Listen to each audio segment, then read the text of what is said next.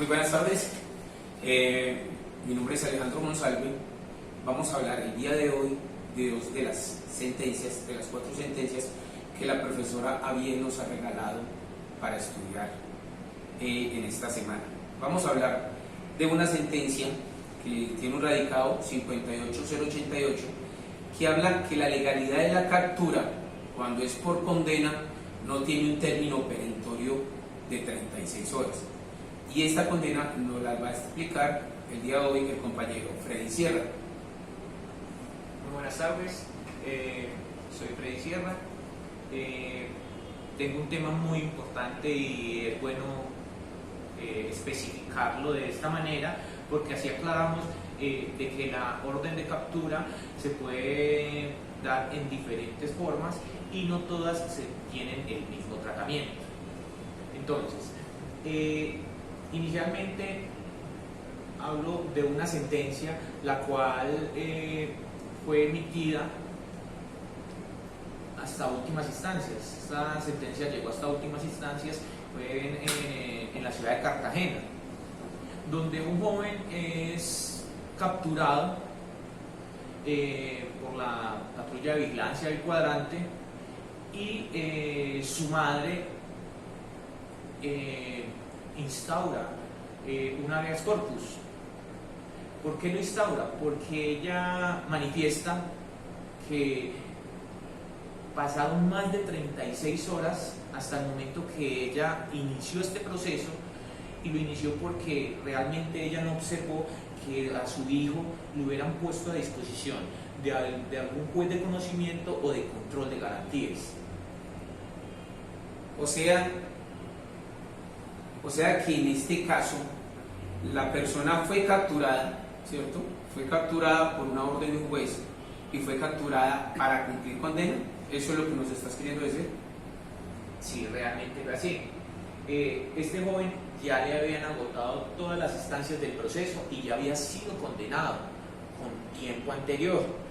Ya para ese momento la orden que fue emitida del juez era ya que la captura se debía realizar para que esta persona cumpliera la condena del proceso que ya estaba resuelto en su contra.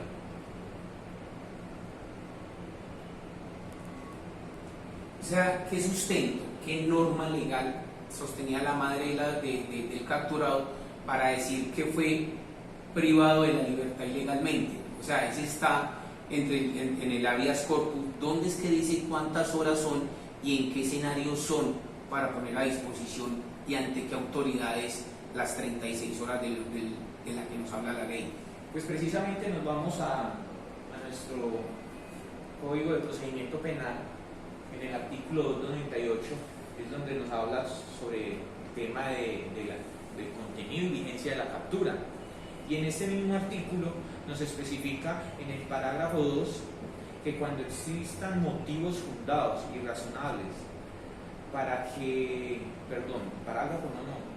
parágrafo 1, dice que la persona capturada en cumplimiento de orden judicial será puesta a disposición de un juez de control de garantías en el plazo máximo de 36 horas.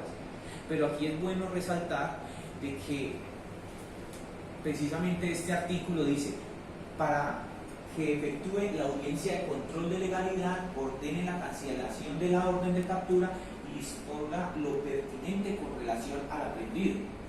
Ahora sí, cabe resaltar de que a la hora de que es emitida una orden de captura, esta orden de captura, hay diferentes órdenes de captura. Para privarle la libertad a una persona es lo último que se debe hacer. ¿El último rato? Sí, lo último. Y en este caso, las finalidades que existen son que sea necesaria la obstrucción de la justicia por esa persona cuando están en el proceso, en el desarrollo del proceso, para asegurar la comparecencia de este imputado como tal al proceso. O sea, que eso no se vaya a volar, sí, para que no se vuele, para la protección de la comunidad y de las víctimas. Sí, sí. En esos procesos como tal, es necesario hacer comparecer a esa persona y se utilizan estas 36 horas. O sea que específicamente para estos escenarios es que cuentan con 36 horas. para que en esas 36 horas o se proteja a las personas o se inicie lo que hablamos las etapas preliminares. Es correcto, precisamente ahí es donde sí se tiene que presentar ante las autoridades correspondientes de juez de conocimiento y de control de garantías, porque ellos son los que van a verificar que realmente se está capturando bien la persona, se le están vulnerando sus derechos a la libre locomoción, pero ¿con qué fin? Pero ahí va la otra, la situación clara de esta sentencia, que es lo importante de esta sentencia. Lo último, y esto está en el artículo 98 de nuestro Código de Procedimiento Penal, que dice, o para el cumplimiento de la pena. Cuando es ya cumplimiento de la pena, el cumplimiento de la pena es cuando ya se agotaron todas las instancias del proceso que habían iniciado. Se investigó, se miraron las pruebas, agotaron todas las audiencias y ya existe una sentencia. Al existir la sentencia, en ese punto como tal, ya está condenada la persona, o absuelta o condenada, pero para este caso en especial ya estaba condenada, o sea que solo era la autoridad correspondiente, lo captura, lo aprende y lo presenta ante la autoridad que lo está requiriendo para que cumpla condena. En este caso en especial es lo que aplica en este artículo 298 en su parágrafo primero, donde especifica que a la hora lo aquí antes dispuesto no se aplicará en los casos en el que el capturado es aprendido para el cumplimiento de sentencia. Eso dice ahí textualmente. Textualmente al pie de la letra. O sea que según lo que dice el legislador, es que cuando las personas ya son para cumplir sentencia condenatoria, no hay necesidad o no es requisito fundamental hacerles audiencias preliminares para cumplir esa pena. No, porque precisamente este mismo artículo expresa de que caso en el cual será puesto a disposición del juez de conocimiento que profirió sentencia. En este caso, ese juez ya tiene totalmente el conocimiento general de todo el proceso y él solo le está diciendo, joven, venga para acá, vamos a cumplir lo que ya está estipulado por norma y lo que ya se arrestó hasta última instancia. Tenemos claro que hay unos requerimientos necesarios sobre el conocimiento de la culpabilidad del imputado, del capturado en este, ¿cierto? El conocimiento de lo que es para la imputación, para la formulación de cargos, y en esta escena, donde estamos hablando ya estamos hablando de condena. O sea, lo que quiere decir que para el juez ya está procesado y ya está más claro, o sea, más allá de toda duda razonable de que la persona cometió el ilícito. En ese orden de ideas, estamos hablando de que esta persona básicamente tiene que ir a cumplir su condena. Por eso es que en esta escena no cabe, no es válido el habeas corpus por los 36 horas. Yo creo que es un tema que ya queda más que claro. Hacemos el ejercicio así porque para nuestro parecer, para nuestro ejercicio académico, nos parece que el hecho de compartir, de debatir sentencias, de debatir puntos, es un punto muy importante, suma más todavía a la experiencia académica y a la introducción de conocimiento que el hecho de leer o sencillamente de gráficas. Ahora sigamos entonces con el compañero Hugo León Murillo, que nos trae hoy la sentencia SP 6699 del 2014, que habla sobre las audiencias preliminares concentradas.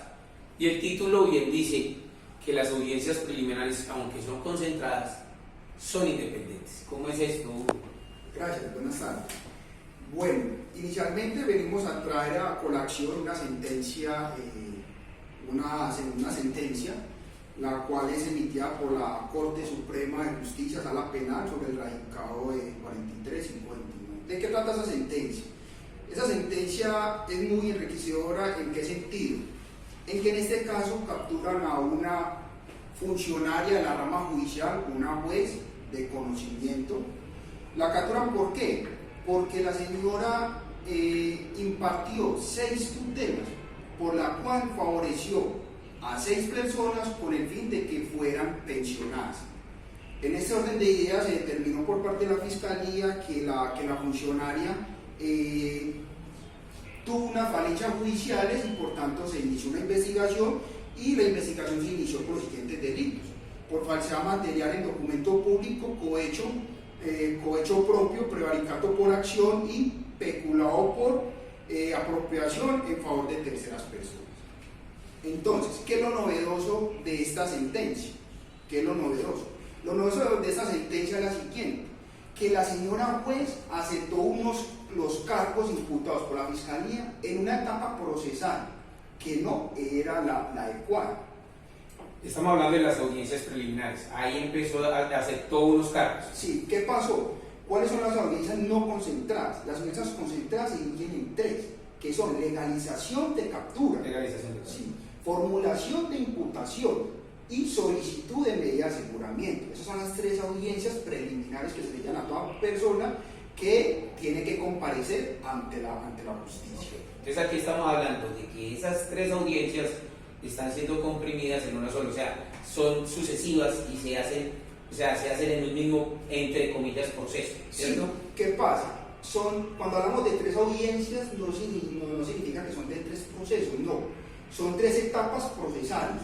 Cuando se hace la audiencia de solicitud de legalización de captura, es donde llevan a aquella ciudadana, donde el juez penal municipal con función de control de garantías, ¿qué hace?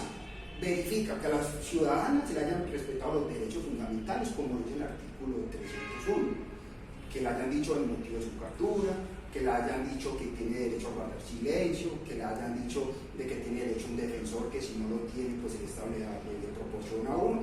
Y el cuarto, el derecho que tiene de guardar silencio, que lo que diga pues es un santo contra.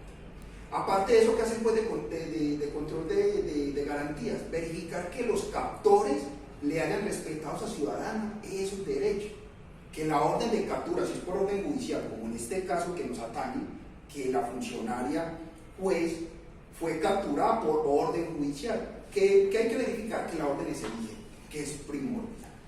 Posteriormente, cuando la juez avala ese procedimiento judicial que hizo la policía, cuando lo avala, suspende esa audiencia y fija que la audiencia o que el procedimiento fue legal. Ahí suspende, pero automáticamente sí inicia la otra.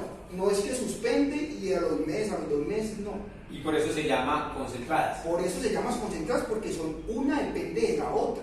Porque, o sea, se termina una e inmediatamente sigue la otra. Sí, claro. Pero entonces precisamente eso dice esta sentencia. Sí, claro, porque es que el fiscal, el juez, en la audiencia de legalización de captura, en esa etapa procesal o en esa audiencia no se puede aceptar cargos. Por eso que cada audiencia es definida por un fin. ¿Qué es lo novedoso con este caso? Que a la funcionaria, y para mí es muy novedoso porque ella conoce la ley, es abogada, tiene su especialización en derecho penal, es juez de conocimiento penal, ¿no? Del área penal, no, sí, no de civil. Y precisamente le investigaban por lo mismo, un delito penal. Sí, obvio, claro, por un delito penal, que ella ya tenía conocimiento. Entonces, ¿qué pasó?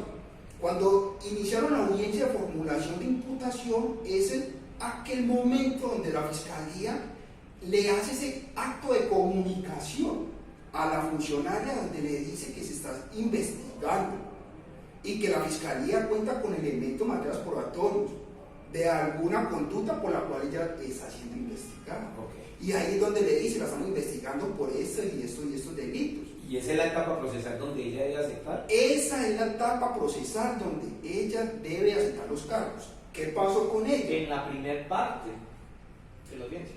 Sí, claro. Todavía en los preliminares, en la etapa donde están imputándole los cargos. Sí, ya la fiscal llega un momento y le dice, señora, porque esa se llama Estela Ramírez, con la representación obvio y la asesoría técnica de su defensor, le dice, señora Ramírez, la fiscalía le va a imputar los siguientes delitos: falsedad material en documento público, cohecho propio, prevaricato por acción, peculado por apropiación en favor de terceros. Esos son los delitos que le dicen a ella. ¿Qué pasa?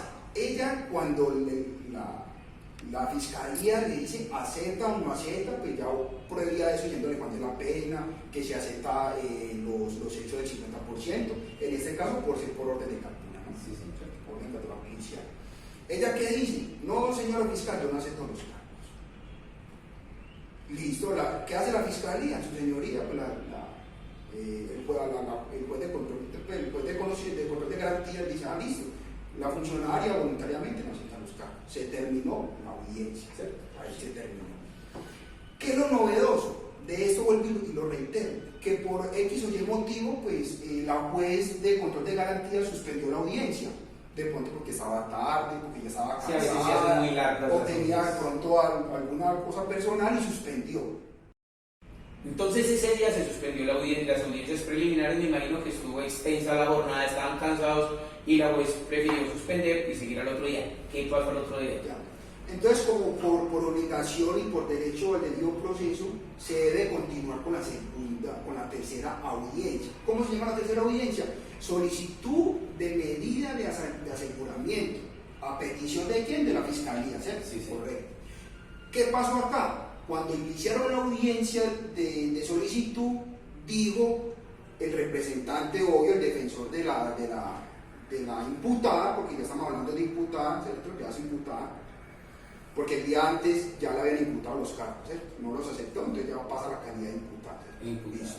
Entonces, dijo el defensor, su señoría, mi defendida quiere aceptar 2 delitos de los cuales la fiscalía les imputan de los 4. Pero en ese momento ella sí podía aceptar eso. No. Ahí viene la controversia, ¿cierto? Por eso, el legislador es muy claro y da las 3 opciones donde lo pueden hacer, ¿cierto? Pero en esta audiencia, y lo que dice la sentencia, y la Corte dice, pues si no puso problema, porque la Corte dice, bueno, es novedoso, así entre comillas novedoso, pero privilegia la voluntad de la imputada en aceptar su cargo, porque es que es un derecho que ella tiene. Entonces, ¿qué hizo ella, su señoría? Yo quiero aceptar 2 cargos de los 3 que me imputó la fiscalía. ¿Cuáles fueron los que ella aceptó? Ella aceptó prevaricato por acción y peculado por apropiación a favor de terceros. Solamente aceptó esos 2. ¿Qué pasa entonces con el tercero? ¿Se quedan veremos? No se quedan veremos. Por solamente aceptar esos 2 se genera una ruptura procesal. Sí, se dividió, o sea, ya no van por todos los delitos que se estaban investigando, sino solamente que solamente, y ya sí que la fiscalía coge otro rumbo y la investiga por esa falsedad en materia en documentos públicos. ¿Correcto? Listo.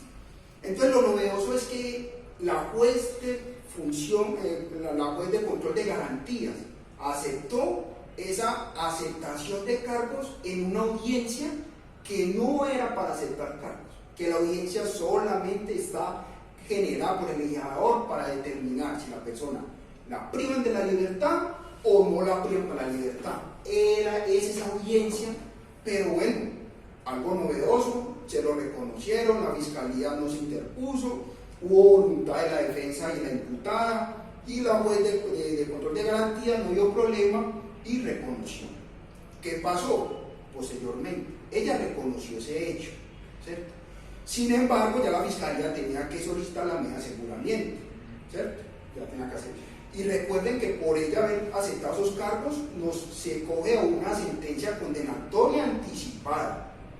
Porque una reducción del 50%. Y una reducción hasta el 50%. Hasta el 50%. Por ese reconocimiento, por esa aceptación. Entonces, ¿qué pasó?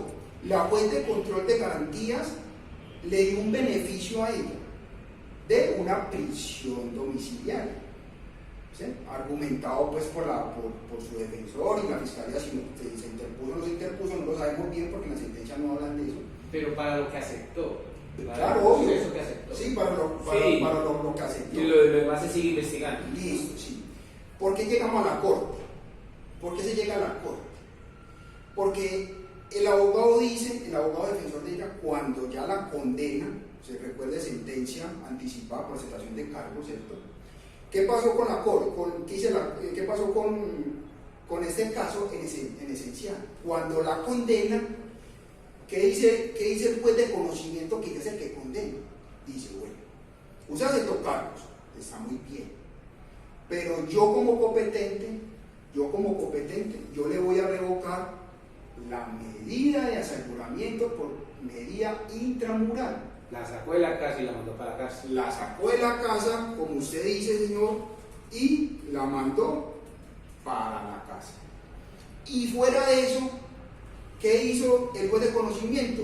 Le dosificó la pena a la imputada, a la condenada ya, porque ya iba a pasar la condenatoria. Le dosificó la pena. Entonces, ¿Pero por qué se la dosificó?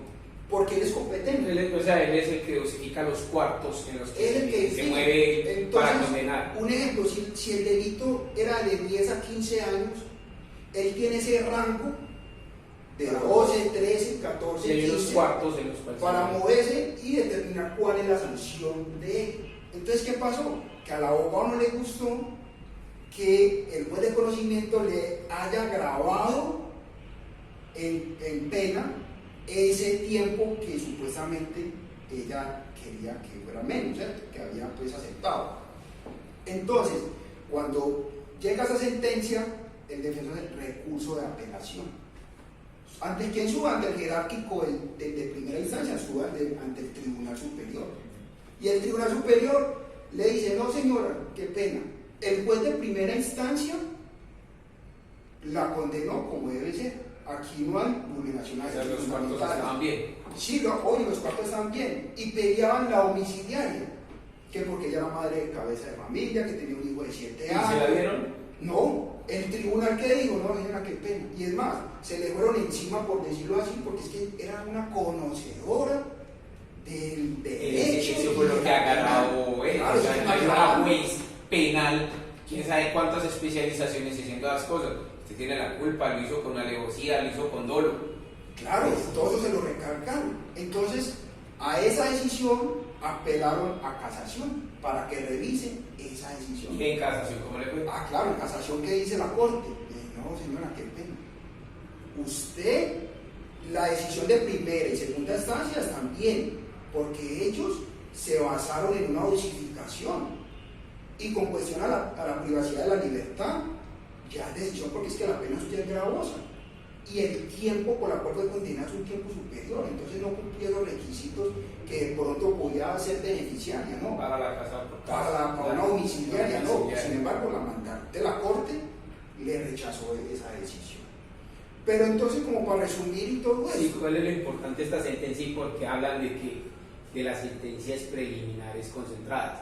O sea, tenemos claro de que, aunque son concentradas, cada una tiene su etapa. Pongámoslo así, es por decir algo, tenemos un partido de fútbol, termina el primer tiempo y sigue el segundo tiempo. Lo que se hizo en el primer tiempo se hizo en el segundo Sí, no, tiempo. y aquí hay algo que le recalcan al defensor de ella, porque el defensor quiso dar a entender que la audiencia donde ella aceptó los cargos era un complemento de la audiencia anterior. Y le dijeron, no señor. Esa parte mentalmente. El hecho. El llamado combo no es. Sí, claro, triple combo. sí, claro, son las audiencias. Pero de todas maneras, aunque sea triple combo, empieza una, sigue la otra y termina con la otra. Y es lo que quería el abogado aquí, básicamente, es decir que no, que era lo mismo. Sí, claro, no, que era lo mismo. Y dijeron, no señor, y me parece muy raro porque estamos hablando, la imputada es alguien que conoce el derecho, que sabe, no es una persona común. Entonces, ¿qué dice la corte? Textualmente dice, claro está, debe advertir la sala que dicha irregularidad, porque para la sala, para la corte es una irregularidad haber aceptado los cargos en una audiencia, en una etapa donde realmente no era para eso, pero sin embargo no se interpuso en eso. Dice, la sala que dicha irregularidad no amerita la invalidación de la actuación, no la está invalidando, toda vez que no fue trascendente, en tanto no quebrantó la estructura del juicio, ni desconoció derechos y garantías de las partes intervinientes. Adicionalmente, la imputada se le reconoció una rebaja de pena legal correspondiente a la mitad, la cual es totalmente procedente, teniendo en cuenta que el estadio procesal en que se decidió aceptar los cargos. De la corte le está diciendo, señora, el problema jurídico es otro. Además, el litigio no va porque ella aceptó cargos o no aceptó cargos en la audiencia Perdón, el litigio no va porque ella se tomó cargos en la audiencia de solicitud de medidas de aseguramiento, ¿no? El litigio no va por eso, eso es como un pasón y una novedad para la corte, haber hecho esa audiencia ahí. Para lo que estamos estudiando aquí, eso es lo importante y eso es lo que nos quiere dar a entender la profesora, que aunque son audiencias preliminares y que son concentradas, cada una es aparte de la otra, no como lo quería alegar el abogado, decir que todo era unas mismas audiencias, aunque es el triple combo que nos llamamos a nosotros en clase, aunque es el triple combo, aunque son 3 audiencias que son seguidas una a la otra, cada una tiene su independencia. Claro, ¿Listo? y no tienen ¿cómo se le puede decir? O sea, no podemos volver al primer tiempo, decir borren al mismo tiempo, porque iría en contra del principio de celeridad, de proporcionalidad, casi todos los principios que tenemos con respecto a lo que es a la efectividad de la norma en Colombia. Es más, en la ventaja que se le da a la juez en el hecho de haber aceptado los cargos del 50%, a pesar de que, como dicen ahí, listo, no era el tiempo, no era la etapa procesal, la idea es eso, sigue siendo efectivo porque no se pasó al juez ya de conocimiento, sino que todavía estaba en ese proceso y aunque no era la etapa, todavía tenía validez y todavía se podía contestar. Y además, el juez podía admitirlo o inadmitirlo y lo consideró a bien decir sí está bien y también lo avaló la Corte Suprema de Justicia. Sí, todo eso. Y bueno, lo importante aquí que, bueno, ¿qué va a pasar con el otro delito? ¿Será que hacemos otras preliminares? Esa es otra pregunta muy importante. Y eso es otra cosa que ya será para otro litigio. Que será para otro litigio y yo se lo adelanto y digo que ya la juez presentará escrito de acusación solamente con ese delito que ella no quiso reconocer. ¿Listo? Ok, yo creo que pues por el día de hoy, yo creo que el ejercicio académico está muy bueno. Esperamos que estos 2 videos o estas 2 sentencias sean del agrado de los compañeros que nos van a escuchar y quedamos pendientes de las otras 2 sentencias. Por parte mía, agradezco mucho la atención. Señores, muchas gracias por la compañía y por la atención. El día de hoy nos acompaña el compañero Hugo León Murillo. Buenas tardes. Y el día de hoy también nos acompaña el compañero Brian Fabián Berrío, que es precisamente el que nos va a hablar de esta sentencia. Brian, buenas tardes. ¿De qué trata la sentencia que nos regala el día de hoy? Alejandro, buenas tardes. Hugo, buenas tardes. Esta sentencia es una sentencia de casación penal de la Corte Suprema acerca de una impugnación por solicitud de habeas corpus. Bueno, ¿a qué se debe? ¿Cuál es el problema jurídico de la sentencia? ¿Cuáles fueron los motivos que llegaron a la Corte? Bueno, esta sentencia es realmente porque el abogado del accionado evidencia que se superaron las 36 horas que debe tener para presentar ante la unidad competente al capturado. Pero 36 horas, o sea que él pone el habeas corpus porque se vencieron unas 36 horas, o sea que la policía no lo puso a disposición en el tiempo reglamentario, o el abogado a partir de cuándo empieza a contar las 36 horas. Realmente, como inicia el procedimiento, para ser más claro, directamente es un vehículo que se detiene en el municipio de Cartago Valle y se inicia un procedimiento de registro de control al automotor buscando un material probatorio. Realmente no se encuentra en la primera verificación y acuden a otra entidad, que en este caso es bomberos, para lograr identificar la totalidad del supuesto estupefaciente que venía en el automotor.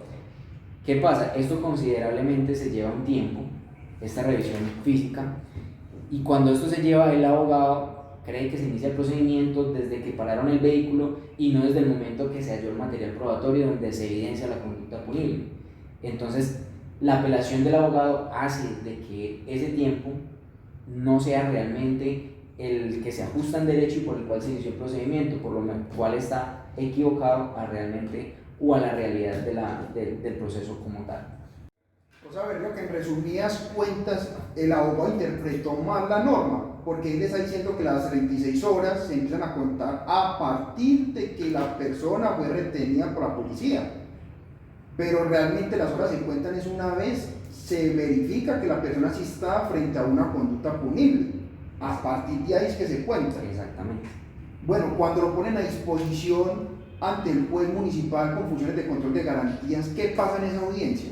Bueno, realmente se dejó frente al juez quinto municipal del municipio de Cartago, y cuando se hace la legalización de captura de la Fiscalía número 85 especializada contra el crimen organizado, quien es la que solicita la medida de aseguramiento, es cuando el al señor abogado ya va a hacer el subsidio de apelación y reposición en la siguiente instancia del proceso, alegando que hay una habeas corpus porque se habían vencido las 36 horas. Sí, pero disculpa, esta petición que hace el abogado la haces pero en la audiencia de legalización de captura. Es ahí donde él dice, señor juez, interpongo el recurso de apelación o con respecto a esa decisión que tomó. Es directamente en la audiencia de legalización de captura. Es ahí donde solicita esa decisión, la apela ante el juez Sí, superior. pasa directamente al juzgado tercero penal del circuito de Cartago. ¿Y qué pasa con ese? El juez se ratifica en la decisión que tuvo en primera instancia el control de garantías. ¿Y posteriormente queda ahí o sigue la apelación?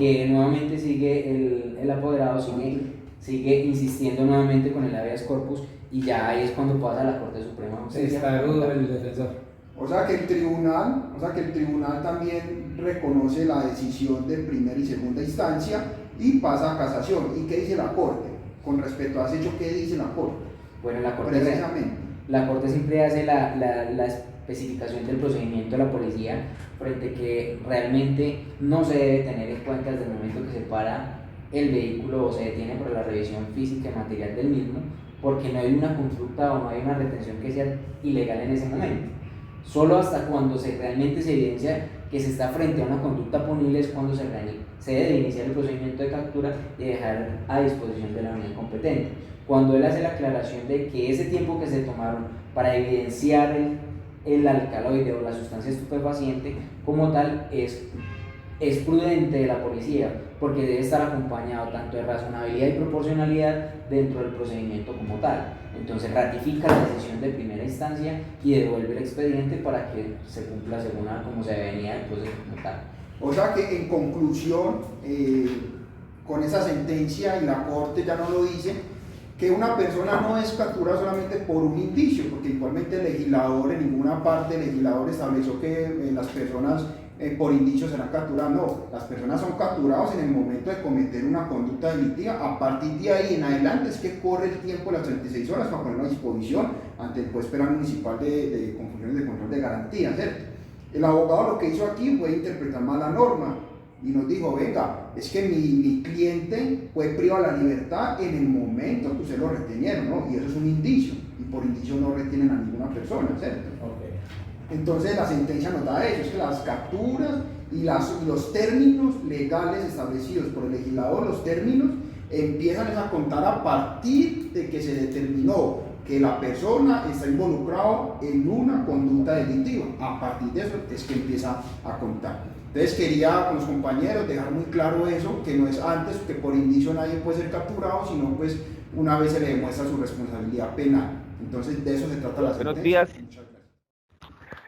Buenos días, nos encontramos hoy ya con el compañero Johnny Zapata, que nos va a hablar de la última sentencia que tenemos pendiente. Johnny, muy buenos días, ¿cómo estás? Doctor, muy buenos días, ¿cómo está usted? Lo más de bien, gracias. Johnny, cuéntanos sobre esta sentencia, cuéntanos sobre el elemento fáctico, los hechos que dieron origen a este litigio, por favor. Claro que sí, doctor. Bueno, estamos frente, o más bien analizando la sentencia STP 12305 del 2017 con radicado número 93017, Sala de Casación Penal. Estos elementos fácticos que dan origen a esta sentencia, pues no son otros que se originan por la captura de dos personas por el delito de secuestro extorsivo agravado, quienes en primera instancia se legaliza captura a través del juez de control de garantías, imputa los delitos relacionados y se impone medida de aseguramiento en establecimiento carcelario. Es importante mencionar que la defensa de estas dos personas interpuso interpuso un recurso de reposición ante el mismo juez, el cual le fue negado y se mantuvo la decisión de legalización de captura, pero además se interpuso ese recurso ante el juez superior. Es entonces que ese juez superior decidió que esa captura era ilegal y que por lo tanto se ordenaba la libertad inmediata de estas dos personas. Ok, Johnny, a ver, él interpuso que se declarara ilegal la captura. ¿Por qué fue que decía él que se declarara ilegal la captura? ¿Qué pasó para que dijera, no, Bueno, señor juez, aquí es ilegal? Realmente, doctor, es un tema de términos en tiempo como tal. La defensa alegaba, como en efecto se presume que pasó, que se había pasado ese tiempo que exige la ley de las 36 horas siguientes a la captura. El juzgado, pues en su momento, alegó o se defendió más bien diciendo que tenía unas audiencias por delante y estas las sustentó mediante esos radicados de audiencia anteriores a esta y por lo que tuvo ese juzgado poner o tuvo a bien programar esta audiencia con estos dos capturados al día siguiente, alegando entonces la defensa que se había sobrepasado ese término de las 36 horas y que por lo tanto la captura debía o debía decretarse ilegal. Ok, listo. Entonces, interpuso el recurso de reposición, que es el que se interpone ante el mismo juez de control de garantías. Este se lo negó porque pues, tenía razones también y se fue ante el circuito, que es el superior de este, ¿cierto? Y este le dio la razón precisamente al abogado porque literalmente tiene la razón, que si se pasa las 36 horas hay una captura ilegal. Bueno, y entonces, ¿qué pasó ahí en ese momento? Decretó ilegal la captura Bueno, y ordenó libertad. entonces ese juez superior decreta la ilegalidad de la captura y ordena la libertad inmediata de estas personas capturadas. En ese entendido, el procurador, el funcionario que actuó como procurador dentro de este proceso, pues le hizo un seguimiento, supongo yo, al tema y labor loable interpuso una tutela ante la sala de casación penal contra esa providencia judicial, ¿cierto? Contra esa decisión de ese juez superior de ordenar la libertad, toda vez que consideraba este agente del Ministerio Público que ese juez había incurrido en un yerro al desconocer el procedente jurisprudencial de la Corte Suprema, en el sentido de que la ilegalidad de captura no afecta la imposición de medida de aseguramiento. Ok. En conclusión, ¿qué suma o qué deja como precedente esta sentencia para nuestro trabajo académico, para nuestro conocimiento como futuros abogados? Bueno, doctor, desde ya es importante pues, manifestar que la Corte Suprema de Justicia le da la razón a este agente del Ministerio Público en cuanto afirma la Corte que existe efectivamente una línea jurisprudencial de esa sala en el sentido de afirmar que cada acto procesal es independiente, es decir, la legalidad la legalidad de la captura o la legalización es independiente, la imputación es independiente y la medida de aseguramiento es un acto independiente. Por lo tanto,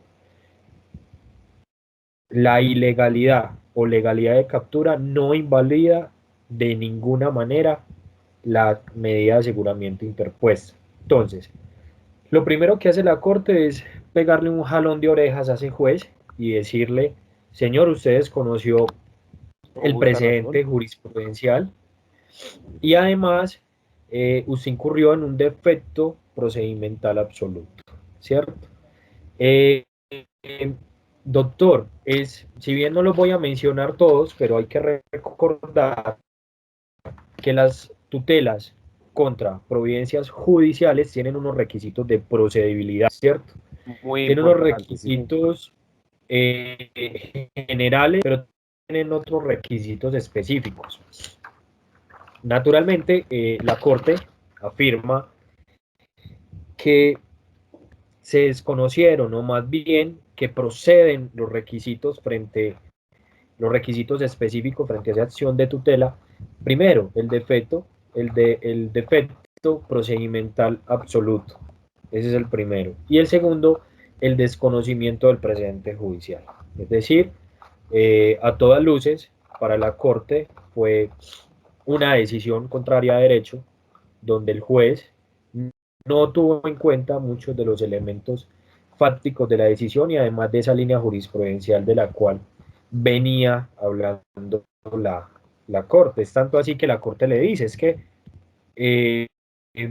y trae como ejemplo lo que hablábamos en la clase la semana pasada, y es que, hombre, naturalmente, si se decreta la captura ilegal de un ciudadano, este a su vez tiene la oportunidad de decidir si continúa con las demás audiencias, es decir, con la formulación de imputación y con la medida de aseguramiento. Si él lo quiere así, si no, pues se ordenará la libertad inmediata si se trata de la ilegalidad de la captura. Y se suma también o se dice también que si se pudiera hablar de un requisito para la solicitud de medida de aseguramiento, ese sería la formulación de imputación. Entonces la Corte dice, bueno, para que se solicite una medida de aseguramiento proceda, pues se debe haber al menos imputado a la persona de algún delito, ¿cierto? Sí, sí, eso ya lo teníamos claro. Ok, listo. Yo creo que quedó como que más que claro precisamente lo que nos quería dar a entender esta sentencia y lo que nos quiere enseñar la profesora con esto. Y es bueno porque, por decir algo, en los trabajos que hemos estado haciendo, hablamos sobre las etapas procesales que son las preliminares, que son 3, y que independiente a que se realicen consecutivamente, cada una tiene independencia de las demás. ¿Listo? Si por razón en su momento esta persona en la legalización de captura hizo uso de su recurso de reposición y aún así se siguieron las demás audiencias, y en la última audiencia se le da la medida de aseguramiento, esta no queda viciada con el hecho desde que en la primera haya sido declarada o no la captura. Es claro que el juez de circuito erró precisamente al decir, listo, tiene toda la razón, la captura fue ilegal, pero la medida de aseguramiento no tiene nada que ver con el hecho de que usted me declare ilegal la captura. Entonces yo creo que con esto queda más que procesado, más que analizado el caso, y con esto cerramos el ciclo de análisis de estas 4 sentencias. ¿Algo más que decirnos, Johnny, ya para despedirnos? No, doctor, simplemente se nos había olvidado mencionar que el agente del Ministerio Público solicitó inicialmente que se ampararan los derechos fundamentales del debido proceso y el acceso a la administración de justicia, puesto que consideró que el juez con su decisión vulneró dichos derechos. Ok, listo.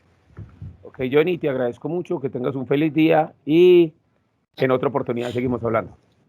Hasta luego. Listo, Y a los, hasta luego. hasta luego. Y a los compañeros que nos han acompañado en este video, muchas gracias por su atención y esperemos poder seguir realizando más trabajos académicos que enriquezcan ese conocimiento que nos hemos sumado a través de estos semestres. Dios los bendiga y seguiremos hablando. Feliz día.